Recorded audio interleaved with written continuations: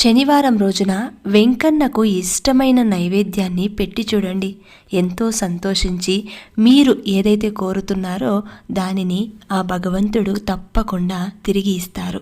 మరి వెంకన్నకు ఇష్టమైన నైవేద్యం ఏంటంటే, ఆయనకు చాలా రకాల నైవేద్యాలు పెడుతూ ఉంటారు భక్తులు. కానీ ఆయనకు ఎక్కువగా చక్కెర పొంగలి, పులిహోర, దద్దోజనం, మిరియాల పొంగలి, చిన్న లడ్డూలు భక్తులు ఎక్కువగా సమర్పిస్తూ ఉంటారు.